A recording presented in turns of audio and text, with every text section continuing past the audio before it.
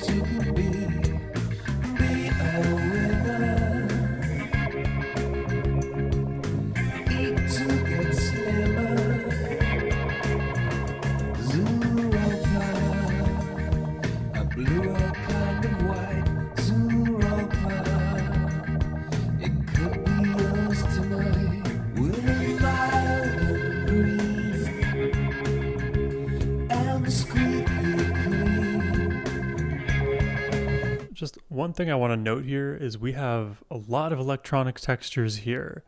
A lot of what built this track to the place that it's at came from ambient textures in the distance, like chattering voices and sort of undetectable, I guess,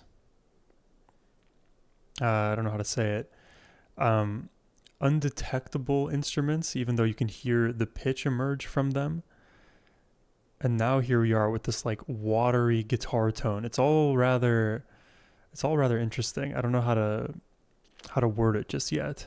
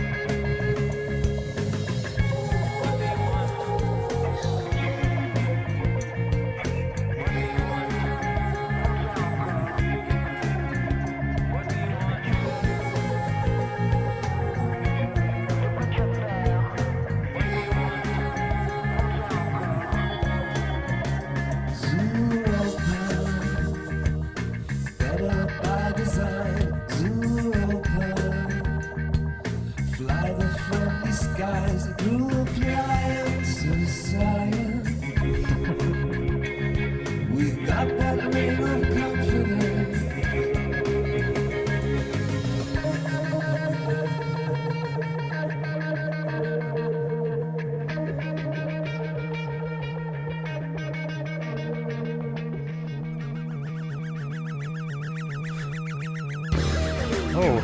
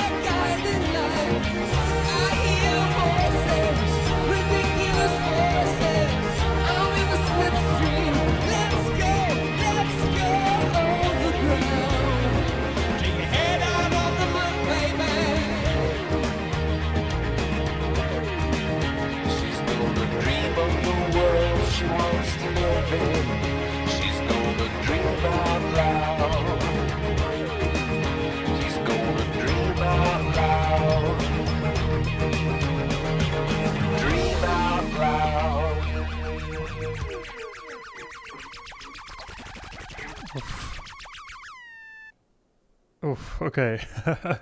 The self-titled track definitely delivers in its strangeness, I want to say. There's a lot of unusual effects that I didn't expect to show up in this one, ranging from like the electronic sounds to then this like seemingly like this mosquito that's like buzzing around your ears, but then it like transitions into a bit of like a teapot boiling over. Um the guitar tone being rather watery, and then we had like these UFO sound effects. It's a whole lot of that kind of stuff going on. I would point it out in all of the different moments, but just doing it after the fact, I kind of at a high level think about this song as like as a sort of extension, maybe a bit of a like fragmented extension of what we had with Octung Baby, which felt like the most out there record from U2 that I had heard up until that point. Um, At the very beginning of this one, I liked the sort of meditative start, and then I was able to pick up on all of that like ambient chattering, like I referred to, and that sort of idea persisted throughout like the first 25 to 30% of this track, and then things were more obviously placed within the mix. Though there was like a lot of cool call and response between Bono and some of the backing vocals, which I liked. The song kind of reminded me of there is a Muse album. I forget the exact name. I think even in the I would have to look it up on my Spotify. I don't want to mess up the flow. I'm pretty sure it's like Eurasia or something like that. But the album cover, it's like this black background and like a super multicolored, like abstract painting basically on the front. And then there's like a prism on there. I don't know. I haven't listened to that album in probably like 2.5 years or so. Anyways, the song kind of reminded me of that. The last thing I want to kind of touch on here before we jump into the next track is this idea of Zooropa. I'm not exactly sure what Zooropa even is, if it's some sort of fictitious person or place. It seems like it's a combination of zoo and like the only thing that comes to my mind is Europa, which I'm not even sure if that is a real thing. The way I'm kind of envisioning Zooropa is that it's a place rather than a person, so it's less about anthropomorphizing like a zoo and more so imagining what some kind of like utopia may look like for us. But I'm not too sure. Interesting start to the record. Let's jump into the next track.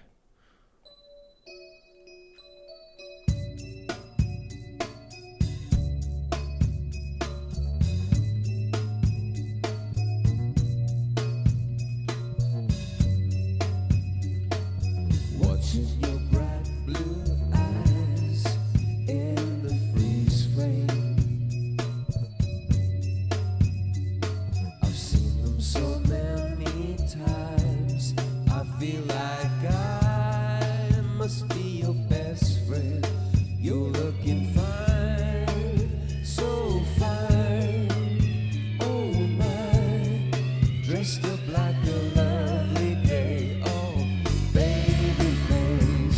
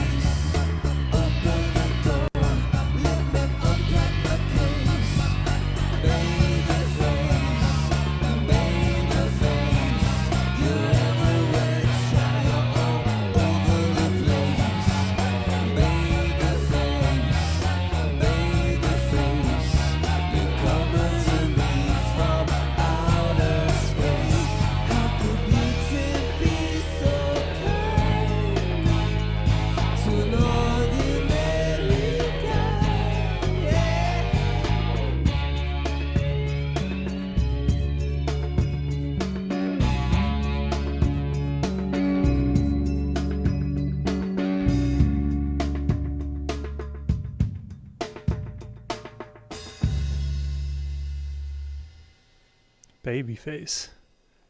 I was trying to figure out what this song was about for real. I am not sure. Slow down, child, let me untie your lace. Babyface, cover girl with natural grace. How could beauty be so kind to an ordinary guy? Like, I think loosely he's infatuated with this person who has the baby face. Checking out every frame, I've got slow motion on my side, turning round and round with the sound and color under my control. Go. Under my control. Like, that is a very interesting statement to me, but I don't get where the context for that control is coming from. Bittersweet girl, won't you give me a taste? I mean, seemingly he just wants to, like, get with her, and he's, like, admiring her. And maybe it is just that simple, but if there's, like, a deeper meaning there, let me know. It's a very interesting song, I think, from a production standpoint. Once more, like, that was a majority of where, like, my head was at when I was listening to this track. You had, like, the chime sound effects from, like, that spinning mobile above your child's crib felt very, like, kind of nascent, and then pair that with, like, the emphasis on the lower frequencies, specifically the bass. It was super pronounced. There's no avoiding that. And then on top, or I guess somewhere sandwiched in the middle of those two components, is the harmony between Bono and this female vocalist. So there's a bit of a back and forth between the two in this one, even though it feels primarily geared towards her. And I guess the primary vocal being Bono, that is the expectation. But I would say, like, if I'm being honest, like, the melody in this song really didn't speak all that much to me. It was just more so fun to kind of detect the unique aspects of this arrangement. Oh, and one other component that I think deserves special praise. There was this, like, wall of sound, I believe, coming from electric guitar, panned specifically on my left headphone, that, like, sat probably, I don't know, 50 feet away from me, but you can detect it. It's obviously there, but it never, like, makes its way to the forefront. So this song, for me, it almost had, like, the potential to be, like, extremely grand, and, you know, it sort of leaned into more of its own subtlety. Maybe it's a little bit too subtle for me, but, like, for a song like this, I think I would want more dynamics in the either vocal melody or something of, like, a solo. So I think I will, and I've created this handy dandy ratings chart for our albums going forward. I think this one I wanted to do like a 6.8 or something like that, but I think having there's one component that I liked about this one. Oh, there was, like, the spoken word kind of a sound, like the doo-doo-doos, which I don't know if you qualify as spoken word for real, but I don't know, it brought some humanness into the performance. So I think that bumps it up to me to a 7. Let's keep going. I've become so numb.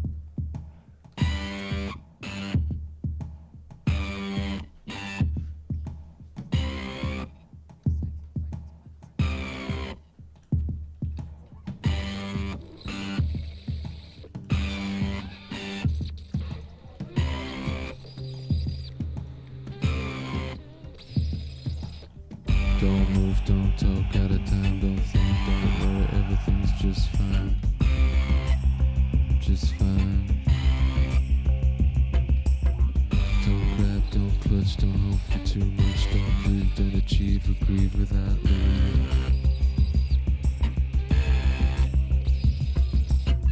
Don't check, just balance on the fence, don't answer, don't ask, don't try and make sense.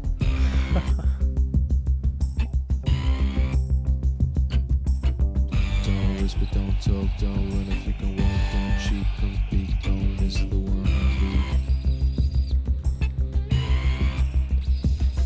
Don't travel by train, don't peek, don't spill, don't piss in the drain, don't make the well.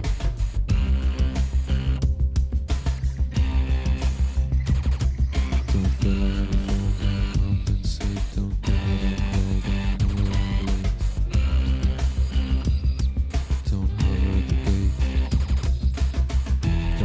get on board, don't fall on your sword, just play another chord. If you feel it getting bored.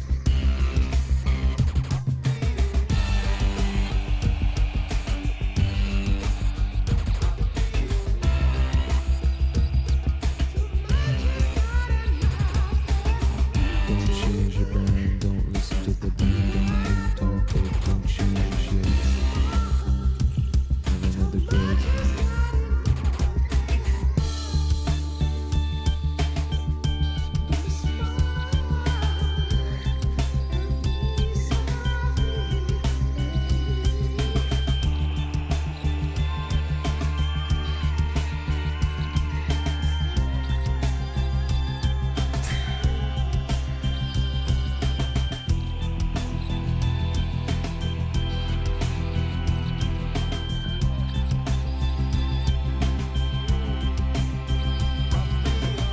Don't plead, don't bridle, don't shackle, don't guide, don't curve, don't swerve. Lie, die, serve. Don't theorize, realize, polarize, glance, dance, dismiss, apologize.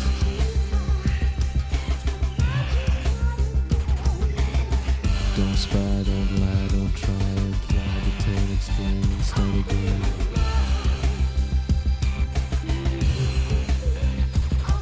Don't drive, don't coax, don't cling, don't hoax, don't freak, don't leak, don't speak.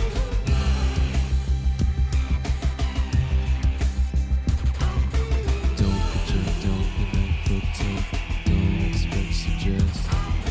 Don't project, don't connect, protect, don't expect, suggest. Don't struggle, don't jerk, don't call, don't work, don't wish, don't fish, don't teach, don't reach.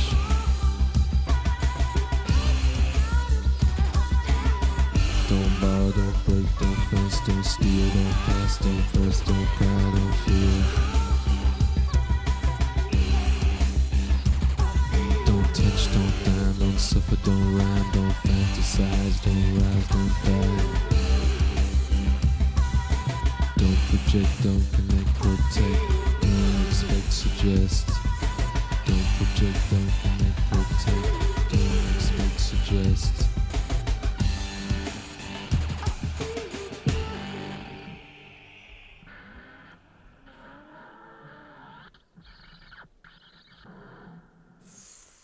Dude, all of these songs are super unique. Like, we're only 3 tracks into this project, and I can already say that this is the most out there U2 album I've heard. There are a lot of like weird components to each track that like individually aren't utilized in much of music production. I think just period. That's a like flat enough, fair enough statement I think to make. And now we're combining so many of those already unusual subcomponents into a larger pie that like at a higher level makes more sense than like the sum of its parts would imply, yet it's still unusual. I don't know even where to begin. Like, you have like the weird electronic feel in the distorted guitar where it doesn't feel like it's a guitar for real, but yet it is.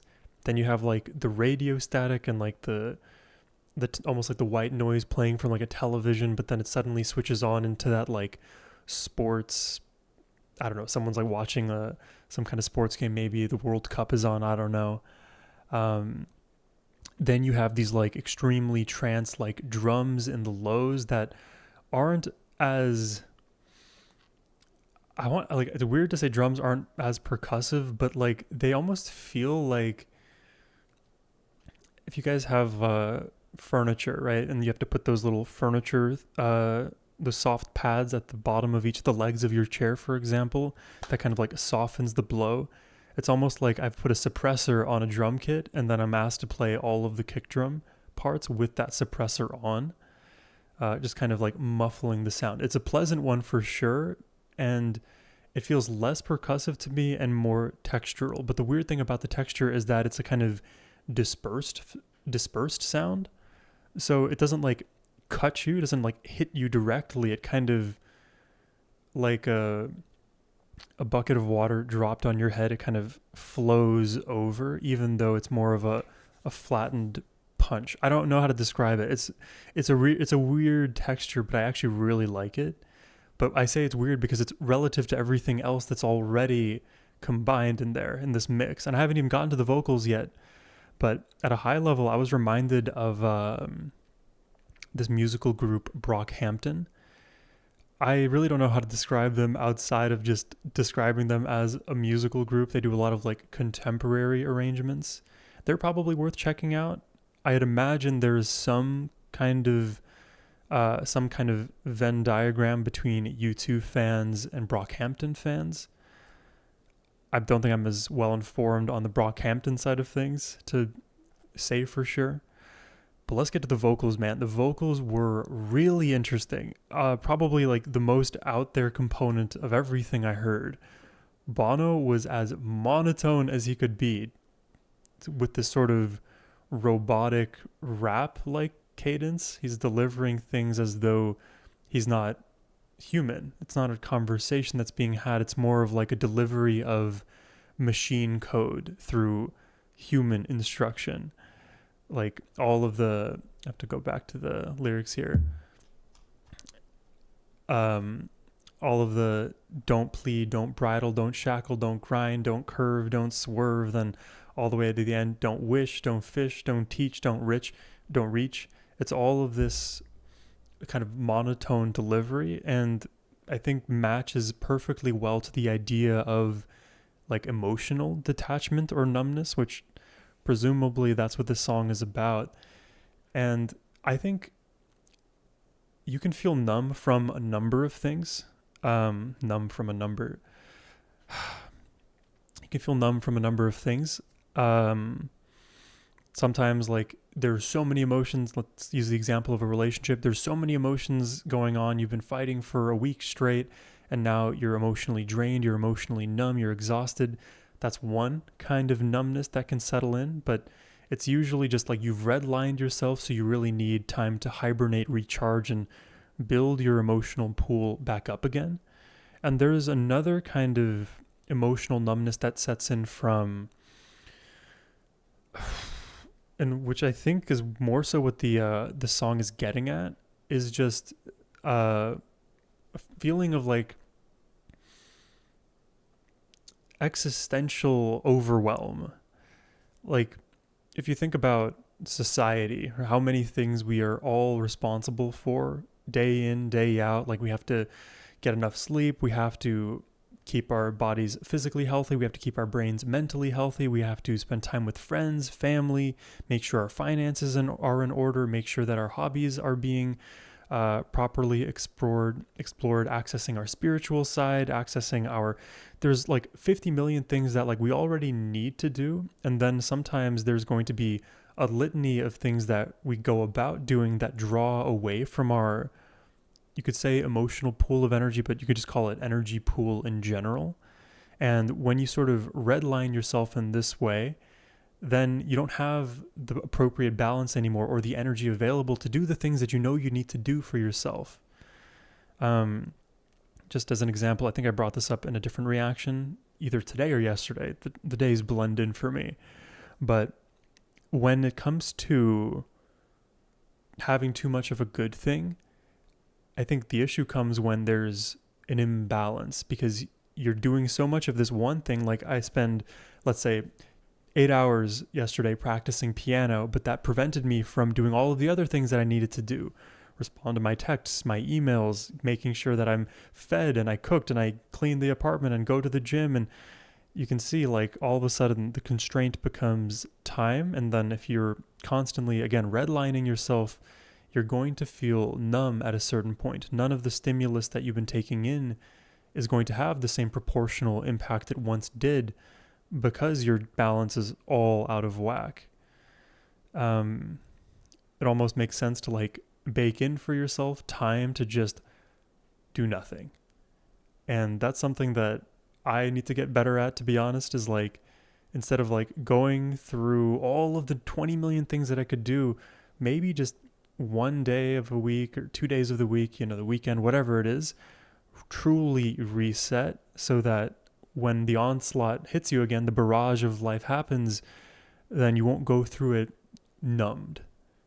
because you've managed to take more off your plate rather than stack all of the things. And if you continue to let things pile up under your rug, so to speak, you're going to have so many opposing emotions. You're going to feel happy about one thing that's unprocessed and upset about another thing that's also unaddressed. And the mountain grows and grows, and eventually it's mental clutter that degenerates to numbness. Yeah, this is a cool song. I want to rate this one highly. Is it better than Zooropa though? I will be a little bit flexible with my ratings. Like as we go, maybe I'll switch things around. So right now I'm satisfied with where we're at, but we'll see how we progress. Let's keep going.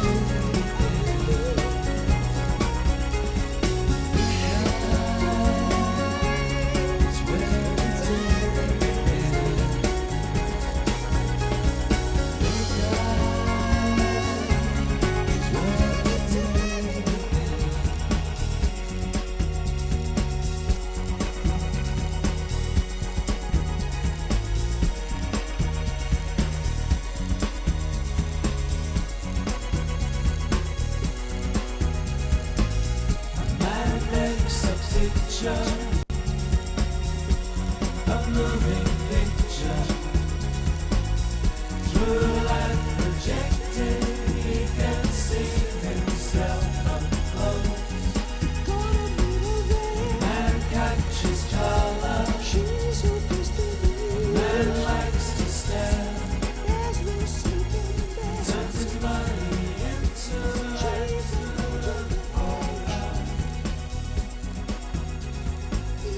She is the dreamer. She's imagination. Through light projected, he can see himself up close. I think you could probably tell from my rating, but that was my favorite song so far. I think it was the prettiest. It was, it had my favorite vibe. It felt very, very uplifting, which I don't know if there's a more nuanced emotion that I'm feeling as well that I'm having trouble naming, because it's not just uplifting. There's like a baked in yearning in this song that isn't necessarily geared towards like love and romance. There's like a yearning for, I don't know, like human betterment is what I want to say. And I will be honest, like at a high level, the lyrics, I am not sure exactly what this song is about.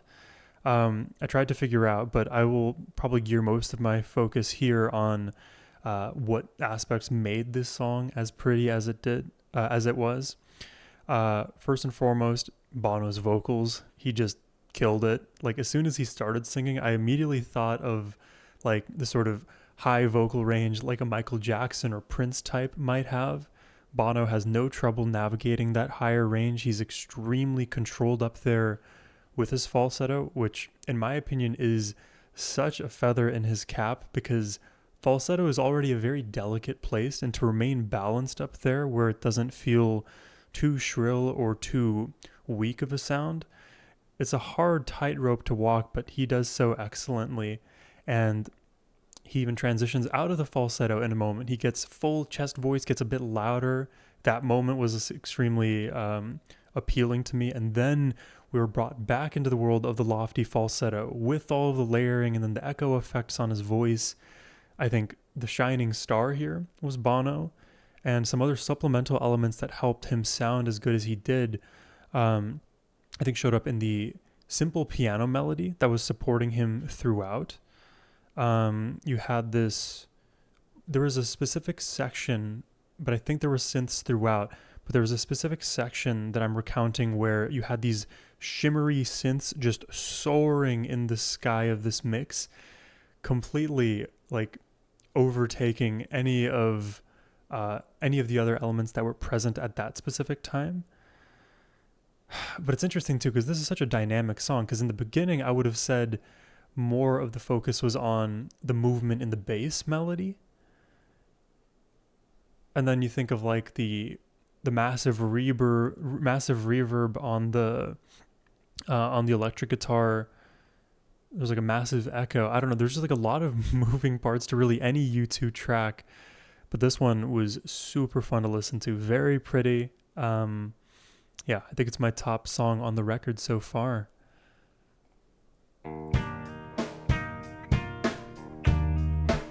Stay far away, so close.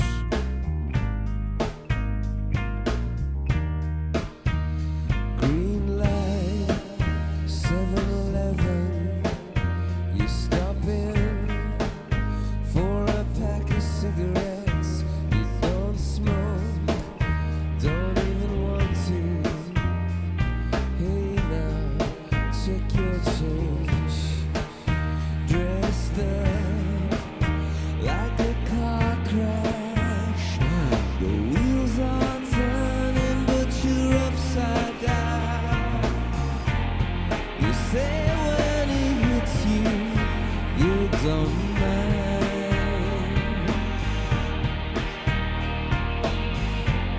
Because when it hurts you, you feel alive.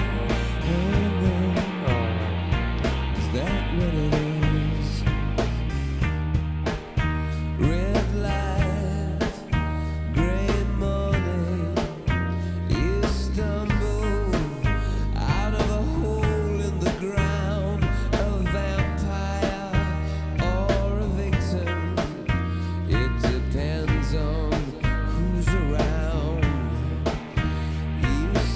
This one is interesting lyrically. I'm going to try to navigate these lyrics carefully so I come away with the correct interpretations, but a vampire or a victim, like you up here you have the obvious now reference to abuse here, you don't mind, but then it's like taking the dual position of maybe this victim is now like finding themselves in this pattern because they're attracted to the pattern and they recognize that it's a problem, and depending on their audience they may victimize themselves more, or they may present their situation almost vampirically to siphon the energy from the room. I'm not sure, and that's what like kind of that's why I kind of hesitate to like give a concrete take because I'm not sure. Let's see. Red light, gray morning, you stumble out of a hole in the ground, a vampire or a victim. It depends on who's around. You used to stand to watch the adverts. You could lip sync to the talk shows. And if you look through me. And when you talk at me. And when I touch you don't feel anything. If I could stay, then the night would give you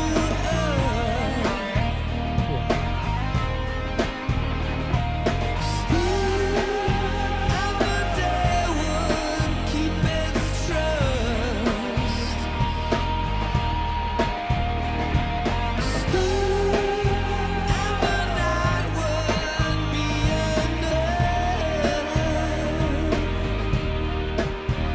Far away, so close, up with the static and the radio, with satellite television, you can go anywhere. Wow. Miami, Because you're stuck at home. New Orleans, London, Belfast, and Berlin. And if you listen, I can call. And if you jump, you just might fall. And if you shout, I'll only hear you. If I could stay, then the night would give you stay,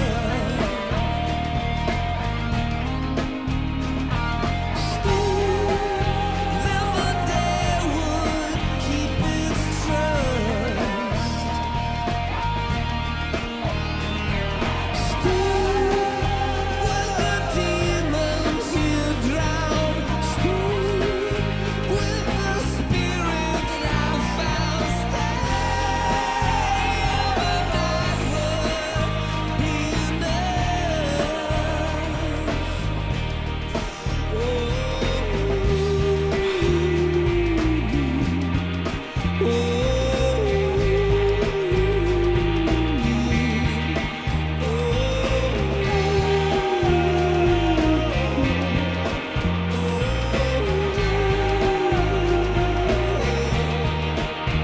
3 o'clock in the morning, it's quiet. There's no one around, just the band and the clatter as an angel runs to ground.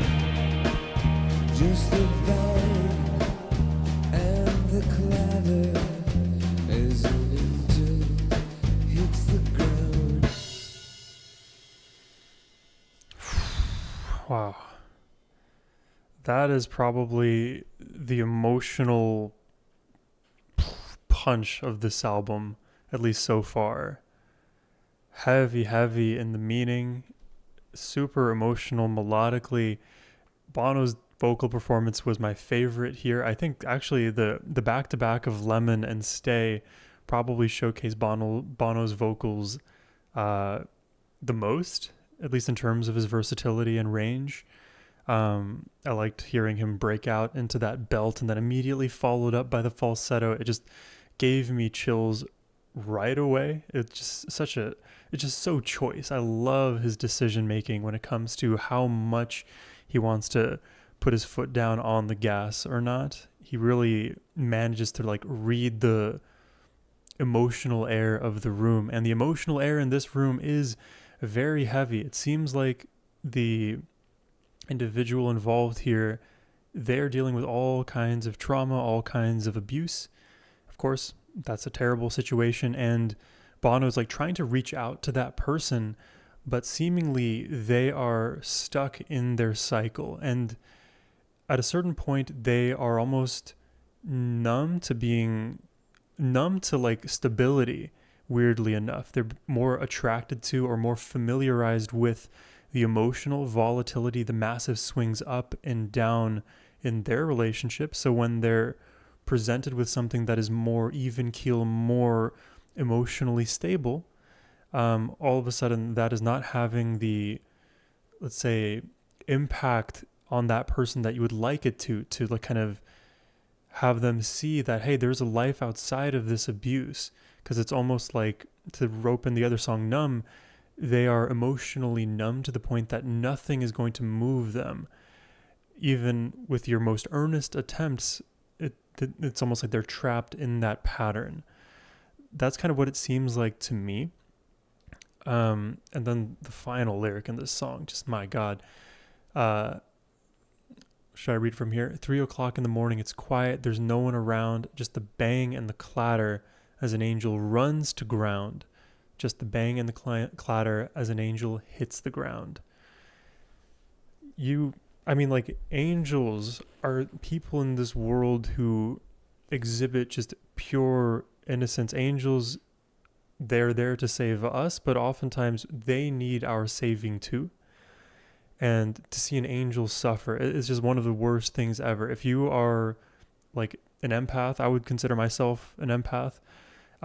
If you are an empath, you will feel that pain like no other. When someone who's innocent suffers and they're trapped in a cycle of suffering and they don't know that they're trapped and they can't see outside of it to make the decision for themselves to be able to get out, it feels intractable. And you may well think, you have all the answers and I can kind of think it out for you, but it's going to come down to the other individual, the victim in that situation, coming to that same conclusion too, believing it and then acting upon that newfound belief to get out of the situation, which is why the framing here is interesting. I still am in kind of two minds about what this might mean. Where is it? Where is the vampire line? I'll read it from up here. Because when he hurts you, you feel alive. Oh no, is that what it is? Red lights, gray morning. You stumble out of a hole in the ground. A vampire or a victim. Depends on who's around. So maybe instead of like vampire being like vampiric in terms of energy, because if you ever heard the expression like energy vampire, the vampire here refers to like the fact that this victim is perpetually trapped indoors. They're not allowed to have friends, for example, and see the outside world. They're only allowed to see that world from the comfort of their home, only through the TV screen. I hope anyone who's stuck in a situation like this or knows somebody who's stuck in a situation like this, they can get the help that they need. And it's not easy help to give. Like, as much as I feel like I know, what goes on in the world of others emotionally, like I still have a lot of growth to do myself. And like, I would not feel confident if I were like tasked with trying to get a victim out of a situation like that. I would definitely do my best, but it is a challenge for sure. that was a heavy one, but I rate it highly. I like it emotionally, melodically. It was probably my favorite song of the record too. So what did I give it? 9.5. Yeah, Lemon and Stay, back to back bangers.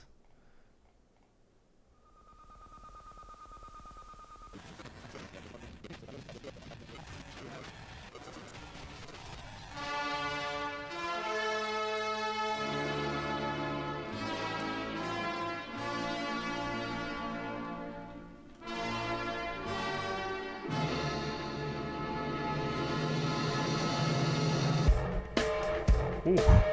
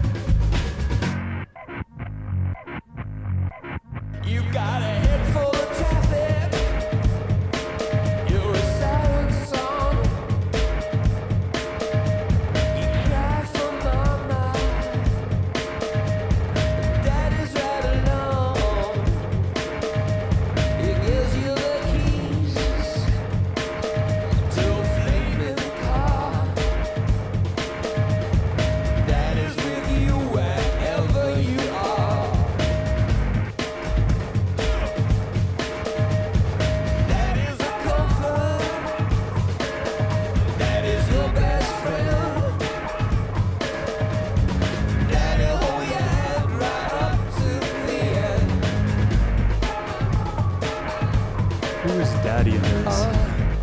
What is that a stand-in for?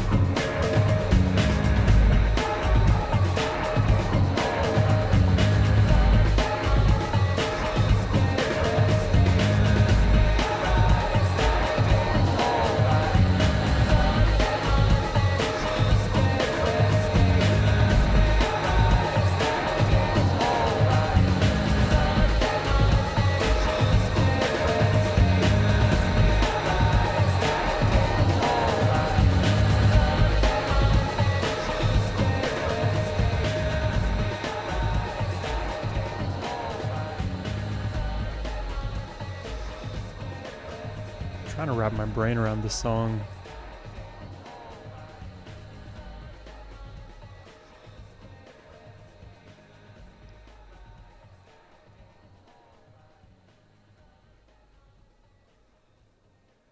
It's like at the beginning we had this very climactic feel with a huge orchestra as if we're at the beginning of a movie, and then it suddenly changes into something that is far more rhythmic, far more industrial. There's a bit of like a trance feel to it, though it's not like house trance music. It's more like literally like you're in a seedier warehouse with like the dilapidated scaffolds, and clearly nobody's lived in this urban dwelling for a while. Somehow, some way, it reminds me of Requiem for a Dream. If you guys have ever seen that movie, trigger warning, it's a heavy one. Great, great soundtrack on Requiem for a Dream too, might I add. The reason I bring it up is because as I'm hearing that industrial sound, I'm reminded of a lot of the unique sound effects that I would hear during the not to spoil too much, but during the drug taking during that movie. There would be like those cool like artsy montages of like all of the different effects and the cutaways to the different scenes and characters, and part of what I heard in the arrangement, I reminded of Requiem for a Dream's effects. So if that at all has any kind of role to play in like interpreting this song, if I view it from like a drug fueled place, then like the daddy in question is like a stand-in for the allure of drugs. So like you're gonna cry out for your mom, much like Marlon Wayans was in that movie towards the end. Cry out for your mom, but daddy's always got you. No matter how bad you're doing, well, the drug taking will make you feel better. But the thing is, with drug taking, it's an end to itself. You will never be satiated, because once the high is gone, you need more of it. And there's also diminishing returns physiologically to the point where you need more drugs to keep you high at that same level.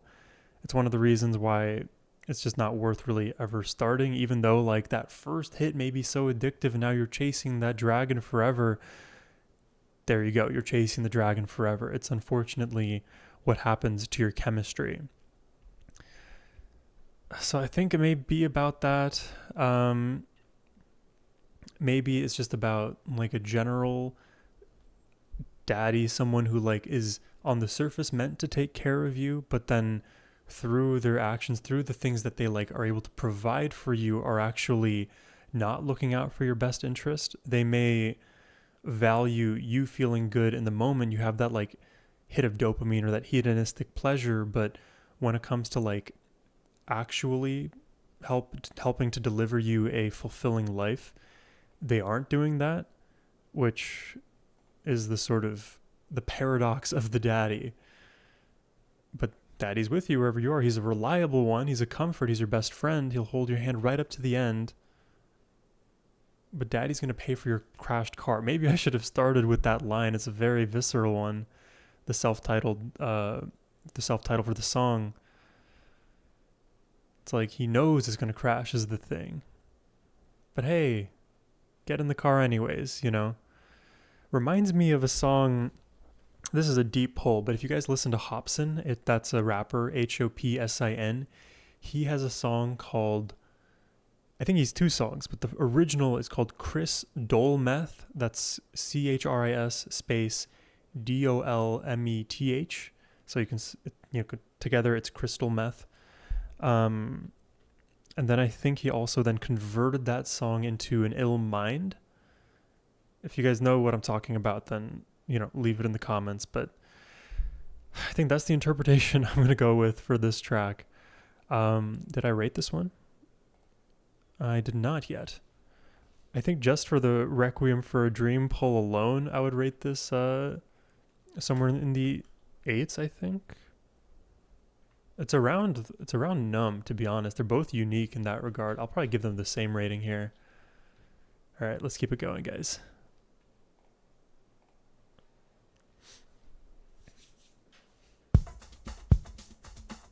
Some days are better than others. Ain't that the truth?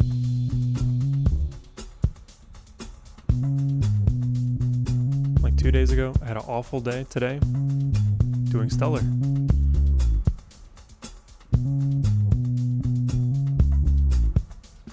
Some days are dry, some days are leaky, some days come clean, other days are sneaky.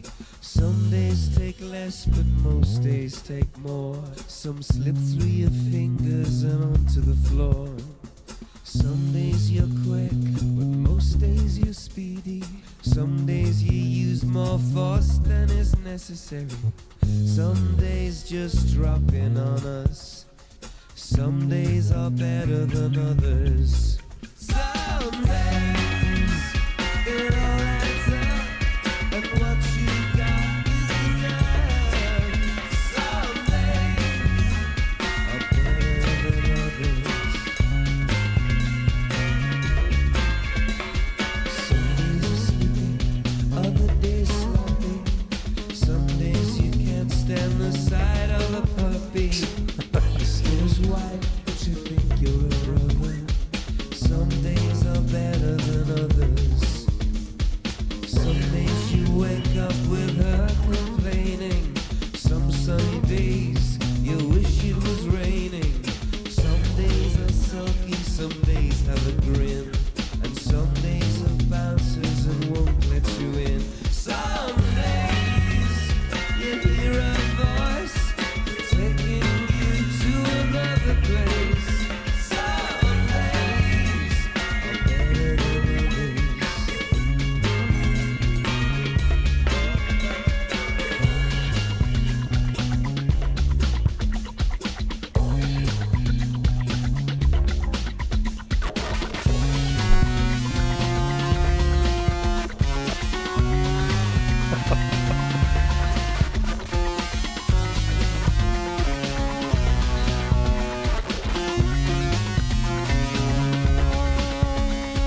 Some days are honest, some days are not. Some days you're thankful for what you got. Some days you wake up in the army, and some days it's the enemy. Some days are work, most days you're lazy. Some days you feel like a bit of a baby, looking for Jesus and his mother. Some days are better than others. Some days you feel ahead, you're making sense of what she said. Some days are better than others. Some days you hear a voice taking you to another place. Some days are better than others.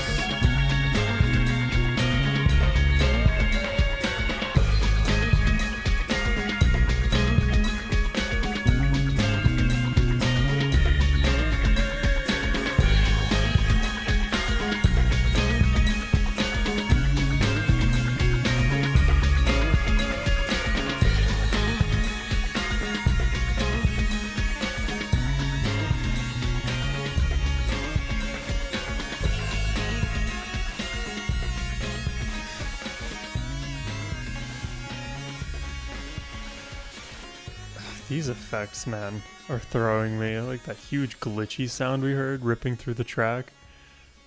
It's like throwing me off, but I like it. I like the uniqueness that is something you two will always bring to the table, is just unique effects, unique production.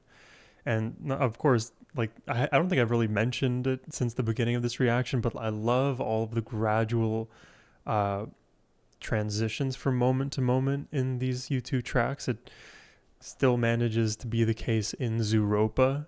There have been some like there have been like maybe 4 to 5 like truly staggering shifts from like pairwise sections across the 7 songs we've heard so far, but that's not that much, all things considered, especially if you were to compare it to your average band with more stark differences from section to section. U2, they're so good at gradually bringing the energy where they want it, so it feels like there's no one moment where things change. It's just been kind of a flood, a slow flood, but eventually it kind of overpowers you. Um, the song to me had a lot of the similar energy as I felt in the song Numb. Something about like the monotonicity in the bass line plus the vocals felt like dynamically this track was more like even keel, more stable. Um, I would say flat, but I think that implies something negative about the quality of this song. That definitely didn't detract from it, though. Like, I'm a person who prefers a little bit more dynamics. The huge like glitchy sound again, like I don't know what that is.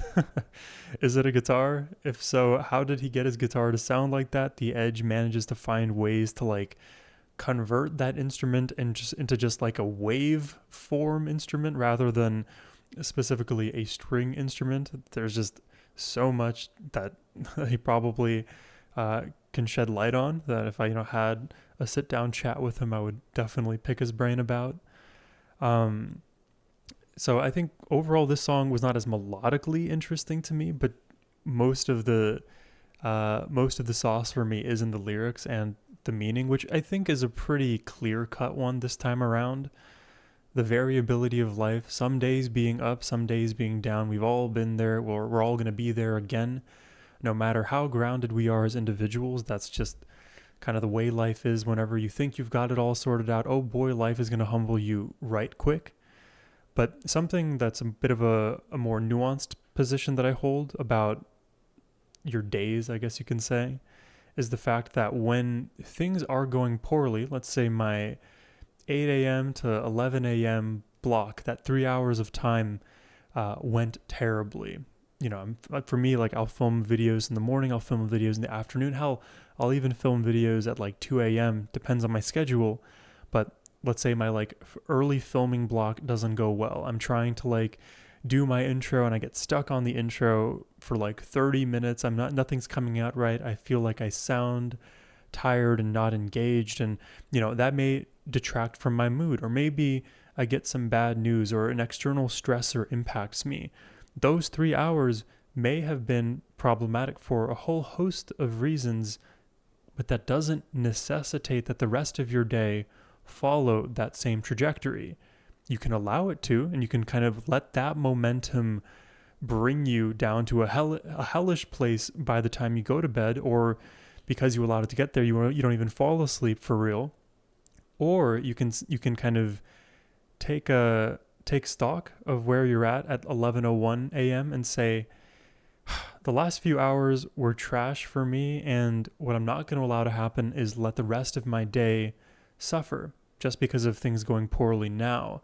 And instead of like taking your immediate losses too hard, you cut your losses and say, well, I'm going to reframe my thinking. I'm going to view this day in a more positive light, shifting my perspective so that I can actually bring some happiness back to me today. And I think having that skill, the ability to bounce back, to show resilience and show up for yourself, it's a super valuable one. It's not always taught, I think, the way that it should by parents or by the school system, or really those who are out there to give advice. But resilience is such an important skill to learn. It's not going to happen overnight, but you have to kind of push yourself bit by bit. If this thing went poorly, like I tried to film a video and I couldn't get past the intro and I just gave up, that would be a day for me sometimes. And now, if that were to happen, I would just take stock, like, okay, for whatever reason, your mental Sohum is not allowing this to come out the way you would like.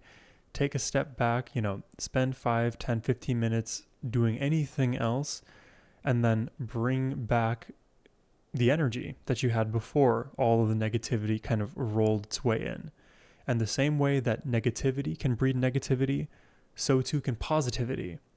Success breeding success, positivity breeding positivity, wins breeding wins. Let's ride the momentum. And if the momentum is working against you, take a breath, pause things, slow it down, and then try to build back in the other direction. And inertia is a very hard thing to kind of push up against, especially when it's inertia within yourself, and sometimes having the help of somebody else who isn't you to assist you throughout your day may be the path forward. So yeah, I like this song a lot from a thematic perspective, from the meaning. I think the execution melodically would have, if changed, would have been more of my cup of tea. So I'll probably have to give this like a 7.7. I think that's fair for me. 7 happens to be my favorite number, so that is a compliment to the chef here.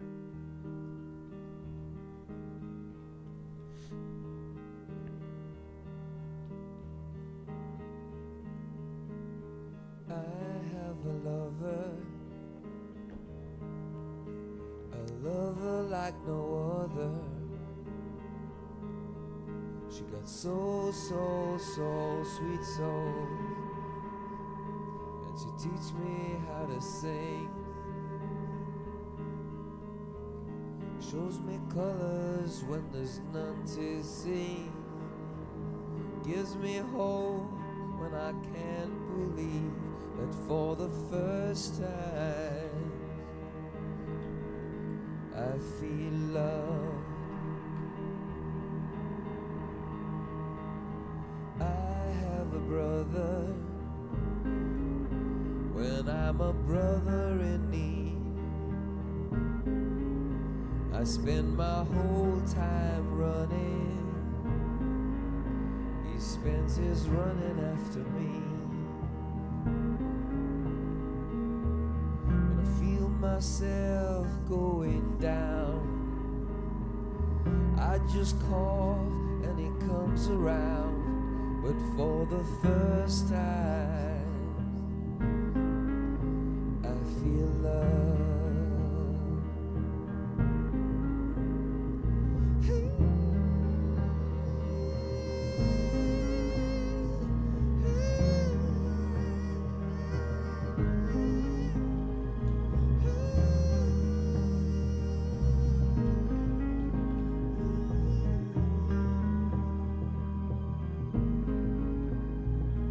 My father is a rich man. He wears a rich man's cloak. He gave me the keys to his kingdom coming. Gave me a cup of gold. He said I have many mansions, and there are many rooms to see. But I left by the back door, and I threw away the key. And I threw away the key. Yeah, I threw away the key. Yeah, I threw away the key.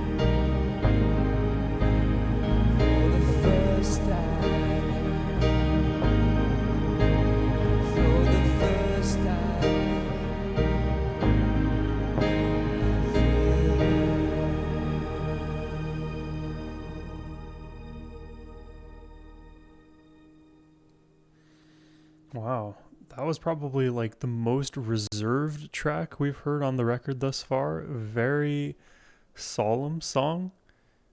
It's a song to me that's all about acceptance and rejection, funnily enough. It's an acceptance of love for the first time, like truly allowing yourself to be loved rather than assuming, having the core belief that you are unlovable, instead flipping that out on its head and say, hey, actually, maybe I'm deserving of love, not only from others, but from myself. And sometimes to be able to like make that adaptation within, you have to realize that you have to excise some problematic part of you that kept you from loving yourself the way that you should have. And, you know, whatever the mechanism is, like in this case, it may be Bono's childhood, his father being a rich man, but not feeling the love in that home. And therefore, instead of like taking on all of those riches and living that life, he kind of walks away from it, throws away the key, and allows himself to be loved. Because to exist in that previous environment is an act of, well, is a step away from self-love, which is, it's such a weird mind fudge when you like make that realization about your life for yourself. And I'm not going to put it out there that you all have gone through something similar, but like for me, I definitely had to realize that I was not loving myself properly, and I needed to show up for myself. And there's many ways in which you can do that, one of which is to remove the problematic sources from your life that are just constant energy drains. You're just putting in energy towards that, and for what? There's no reciprocity. The positivity that you wish was there isn't, and it's taking away from who you are. And truly, if you were loving yourself in the way that you ought to, that wouldn't even be a situation you'd tolerate to begin with, right? So it's a version of self-discovery through establishing boundaries, and it's a constant journey towards self-love. And you're going to have to, across time, continually take stock of who you are, how you're best loved, and how you can better love, and what things are keeping you from being the more loving version of yourself. And you can think of it from all of these perspectives, and at the end of the day, the only way to actually embrace that new version of yourself is to reject the problematic parts of you before. That doesn't mean you can't acknowledge that that was where you were at, and you can still love yourself through all of our flaws. I mean, such is life, right? But we don't necessarily have to stay there permanently. We can love ourselves through every version of ourselves. I feel like, just as a high level note, this album has got me thinking a lot more about the lyrics than I probably ever did in my previous U2 reactions. I'm not sure if that's because I feel like I'm a bit more of a seasoned U2 listener at this point, or if the album itself is kind of somehow positioned in a way that like we're just forced to introspect. Maybe it's a combination of the two, but let me know if you guys feel similarly. I just feel so interested by the lyrical content of everything that we're experiencing here, and I'm a big fan. Small musical note in this one before we jump into the next track. Really liked the distant synths that we had for a time, then the bass coming in, and then the overall vocal line. This song to me had one of the best consistent atmospheres we've heard across the album so far. Like I said, it's very solemn, pretty reflective, and we kind of get to stay there. We're not like squirreling around, jumping from, or monkey branching around, jumping from branch to branch. We're pretty rock steady in this one. So considering it's pretty consistent, I liked it around an 8.6, and that's what I'll give it. Also, just as a meta note about the way I do these rankings, it's all relative to one another. So I don't really have a good way of like comparing a 9.5 in this record to like a 9.5 in a folk record, for example. Those to me, it's like apples and oranges. So yeah, it's just very hard to think about music in as reductive of a form as a 0 to 10 rating or 1 to 10 rating. I just do it for the fun of it. But yeah, let me know what you guys think about it all.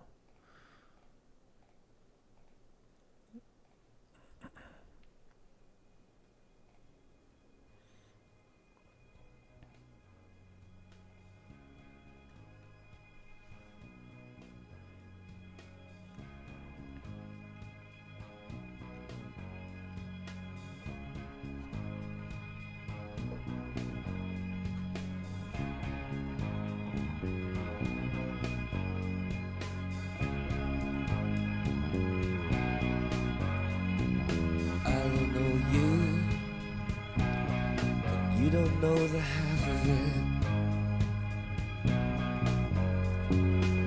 At a starring role, I was the bad guy who walked out.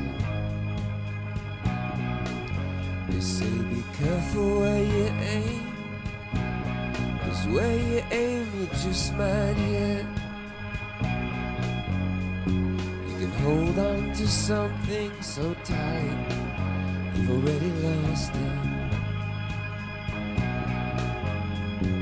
Dragging me down, that's not the way it used to be. You can't even remember what I'm trying to forget.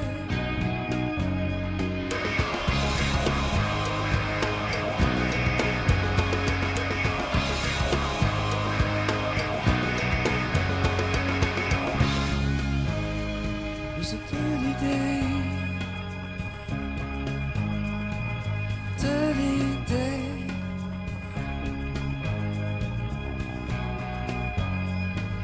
Looking for explanations I don't even understand. If you need someone to blame, throw a rock in the air, you'll hit someone guilty. Because we're all guilty. From father to son, in one land has begun. A world that's never done. Father to son.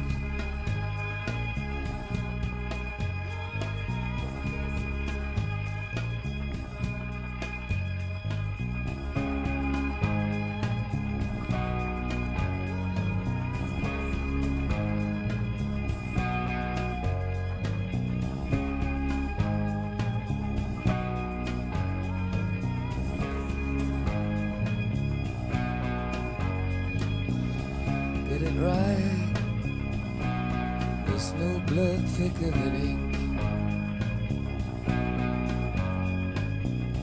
Hear what I say, nothing's as simple as you think. Wake up, some things you can't get around. I'm in you, more so when they put me in the ground.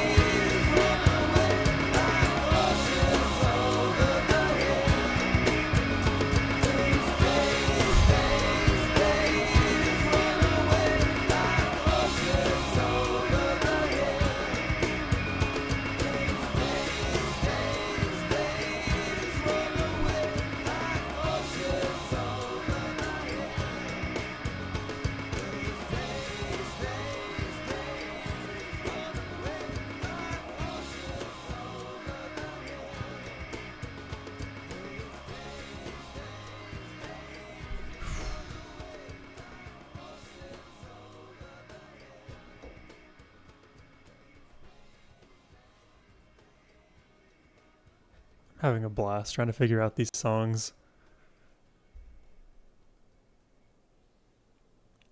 Okay, looks like it's just a complete fade here at the end. Dirty Day. I was trying to figure out what this song meant as I was listening, and then once over when we had this section of repetition, once again, it gives me the energy that we had in Some Days Are Better Than Others, a bit of numb. And that seemingly a theme of this record is the sort of melodic detachment, and there kind of is a sort of lean towards just recreating a similar pattern that emerges pretty early on and then persists throughout. Uh, like I appreciated the one little riff that kept coming up, the that just kept looping, no matter how buried it was underneath all of the additional layers as we built this song. You could still feel its presence. Um, so I think again, from like a melodic and dynamic standpoint, it's a more flat song, but weirdly enough, and I think I had this thought for a different track on this record, I'm forgetting which one specifically, I am reminded of Alice in Chains.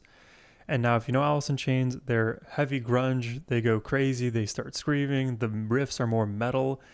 It's not a one-to-one comparison here with this record and Alice in Chains' discography, but somewhere in these melodies is like a Lane Price vocal appearance.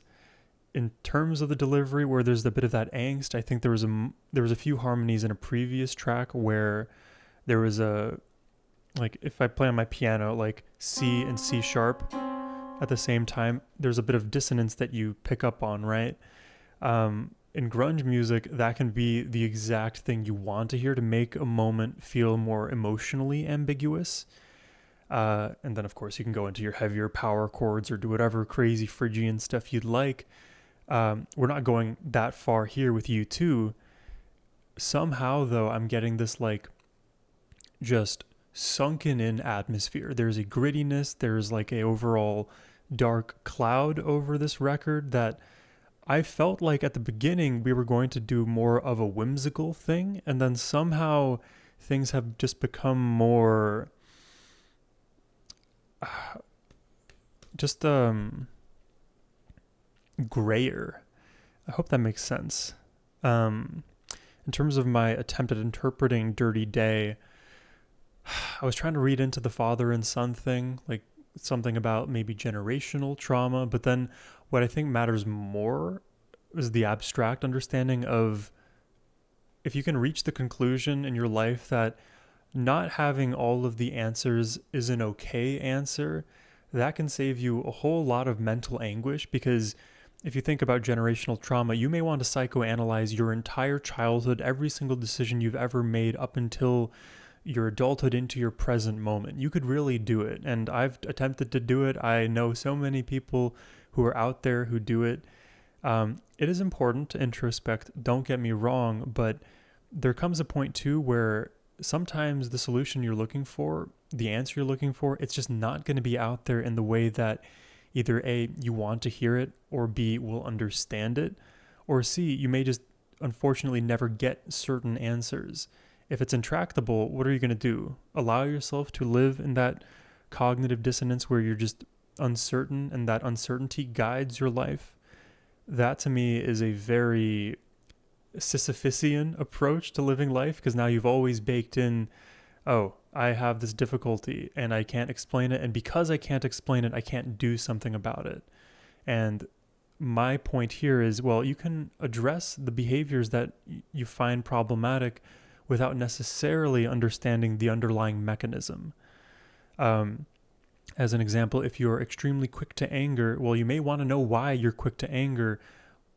But if you can't find an answer and therapy doesn't work and all of the different tools available to you don't reveal it clearly, it's okay. Just address the behavior. If you can address almost like in a reverse engineered path to how you become angry, just look at the moment that like changes your affect and start there rather than starting 30 years back, 40 years back. You know what I mean? If you can be okay with not having complete certainty, that actually takes a lot of pressure off of you, and like counterintuitively can actually be the exact unlock that helps you realize the answer for real, which is you don't need to have all the answers. You just need to care for yourself more and do better. Dirty Day. I wonder why the song is called Dirty Day as well. These days run away like horses over the hill. Why is it Dirty Day though? I'll try to figure this out, and then we'll jump into the final track, which apparently has Johnny Cash on it. That's crazy. I had a starring role. I was the bad guy who walked out. They say, be careful where you aim, because where you aim, you might just hit. You hold on to something so tight, you've already lost it. It's like fear of loss. The moment you hold on to something too long, it's too ego-driven. It was never really yours if you have to hold on that hard. You can't even remember what I'm trying to forget. It was a dirty day, dirty day. I don't know. I don't know what the dirty day means here. Let's jump into the final track. Oh, I have to rate this one, don't I? I do. Apologies.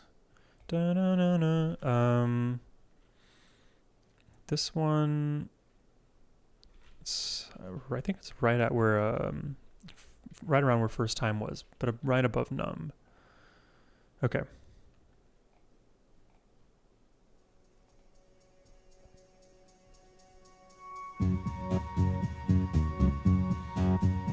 How did Johnny Cash get involved in this?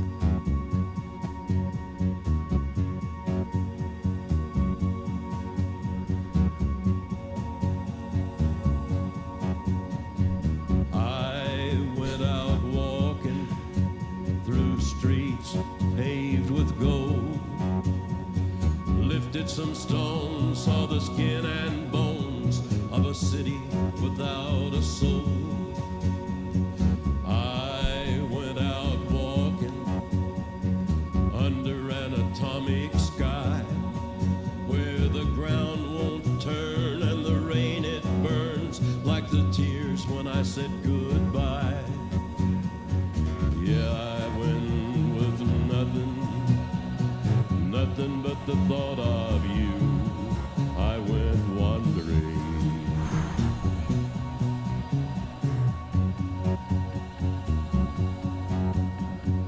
I went drifting through the capitals of tin, where men can't walk or freely talk, and sons turn their fathers in. I stopped outside a church house where the citizens like to sit. They say they want the kingdom, but they don't want God in it. I went out riding down that old 8 lane. I passed by 1,000 signs looking for my own name. I went with nothing but the thought you'd be there too, looking for you.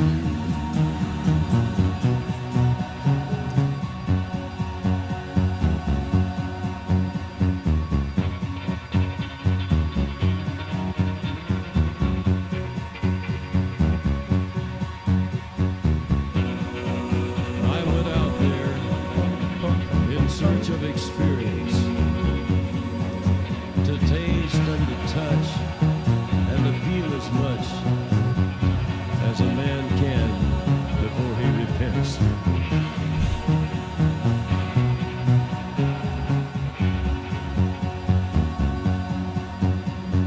I went out searching, looking for one good man, a spirit who would not bend or break, who would sit at his Father's right hand. I went out walking with a Bible and a gun. The Word of God lay heavy on my heart. I was sure I was the one. Now, Jesus, don't you wait up. Jesus, I'll be home soon. Yeah, I went out for the papers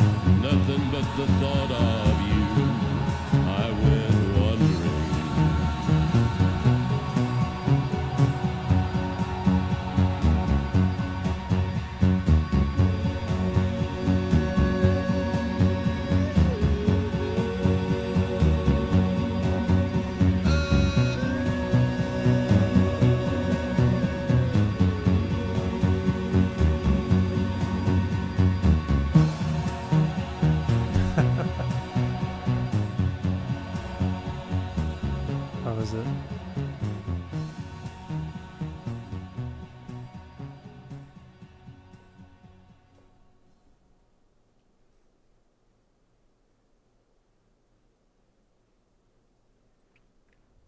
It's just full quiet.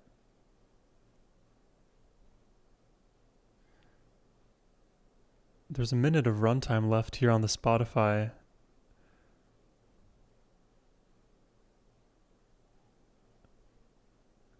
I'm waiting to hear something. We may not have anything here. It may just be silence. Oh.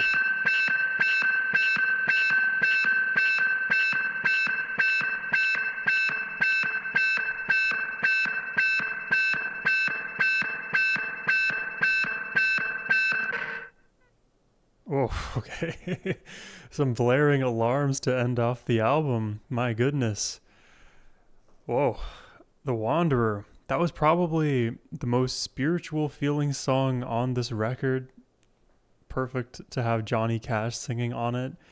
I love his tone, man. I love the timbre of his voice, the quality of his voice. He's so good in the lower range. When he hits that low note, it just, you feel it. There's no denying that feeling. You feel it. And he has a perfect melodic counterpoint in the lush choir that sat behind him for the entirety of this track. Great melody and very, very interesting meaning. I want to first rate the song, and then I'll give my attempt at the meaning, and then we'll do a high-level overview of the album. But I think this one, shout out my man Johnny Cash, I think I want to give it 9.1. So, judging by the cumulative ratings now, the album Zooropa, with my rather shoddy rating system, gets an 8.5. You can feel free and let me know what your ratings are in the comments, which songs were your favorites, which didn't hit for you as much. Looks like my favorite track, just by rating alone, was Stay, which I think maps onto how I feel. Lemon and Stay. I think that midpoint in the album really catapulted this record for me. But The Wanderer, man, let's talk about it. I feel like this song is about trying to find meaning, spiritual meaning, emotional meaning, all of the different kinds of meaning that one can in this world. Again, it's not an easy task at all. And to kind of rope in the previous song, sometimes we have to be okay with not knowing something. Even though we really yearn for the answer, being okay with not understanding is a step towards understanding. I don't know why it has to be paradoxical like that all the time, but it is what it is. At least that's my belief about it. So as we look for meaning in this world, we start to realize that many of the things that are presented to us, like materialism, consumerism, all of the hedonistic pleasures, the things that on the surface seem really fulfilling and we love it and we want it and we need it, aren't actually needs for real. In fact, it all really degenerates down to maybe, hopefully this is comprehensive, but two real needs: the need to experience and the need to connect with yourself and each other. If you don't experience anything, then nothing this world has to offer you was accepted by you. And if you don't connect with anything outside of yourself or even with yourself, you can't tap into the universe in a way that would allow you to fully experience. I don't know. I feel like somehow it's like they're both the chicken and the egg, and both are like necessary conditions for a fulfilling life. Take it from a 28-year-old, but that's where I'm at mentally right now. Maybe my opinions will change with more time and wisdom and all that stuff. But man, oh man, what a fun song to end the record off. Cool cameo from Johnny Cash. And let's talk about this record. High level. It's a very interesting one. I would say, just as like a more brash statement up front, this is probably the weirdest album from U2 I've heard thus far. It certainly started that way, and as like we hit the midpoint, things started to make more melodic sense to me, and then at some point we reached like, we kind of pulled back some of the emotional numbness and a bit of the monotonicity like I was referring to. So then we get back to a more melodic, like a flat melodic place, which is interesting to say about U2, because generally speaking, when I've talked about U2 and their music, a lot of what makes them really great is the way that they're able to slowly stack instruments, stack melodies to craft a really explosive moment, or at least a very like filling set of moments. And in this record, we actually didn't have as many high highs as I would have expected. I think because of the flatness in some of the dynamics, we focused more on the lyrical content. And maybe if this album is written from a place of emotional numbness and detachment, well, it makes sense that that's also showing up melodically. So I think it's a bit weird in some senses melodically. It's also very interesting and engaging from a lyrical perspective. And if we think about just like the uniqueness in the effects on this album, there was so many different components that like I couldn't possibly name, but I'll try to name a few. We had, oh gosh, now I'm completely blanking. A lot of like electronic textures, a bit of like dance rhythms in there, very interesting loops, a lot of distorted and like ambient voices, some spoken word delivery, a lot of like monotone delivery, great falsetto. There were fewer moments of like true anthemic arena rock than I was expecting. Somehow this is like a less rocky album from U2 and more of an experimental one, I want to say. Gritty is another word I would use to describe this record. It does feel like an extension from Achtung Baby, but with a bit more looseness. It feels a bit stranger. I don't know if unstable is the word. I don't think synthetic is the word either. Maybe fragmented. I don't know. Because what I would say is like we had a lot of like consistent themes when it comes to like emotional numbness and understanding the self and the search for the self. So I think like the main through line is lyrical, and in terms of like the dynamics, the melodic direction a lot of these songs took. I don't know, somehow that makes sense to me. I probably have to do more thinking as to why I truly feel that way. Also just considering what I recently listened to, we had Unforgettable Fire most recent, and then Achtung Baby. So I'm a little further removed from Achtung Baby, so like the relative difference between Unforgettable Fire and Zooropa feels like more night and day. But this is a fun record, definitely like one that you just need to kind of allow to happen to you and then see where you come away from it. I don't think it's my favorite record. I probably still give it to either Unforgettable Fire or Joshua Tree, but it's one that like had me probably most interested, especially from a lyrical standpoint. I don't know what it was about this record that just drew me in song after song after song. Yeah, shout out to the boys in U2. This was a fun one. Shout out to you, Ben, for the reaction request. I hope you all really enjoyed this one today. If you did and would like to request a reaction yourself, whether it's another album from U2, more U2 in general, another band, another album, you can send a request my way using the first link in the description box, or you can scan the QR code on the screen. But thank you all so much for watching. I hope you have a wonderful rest of your day. Take care and peace.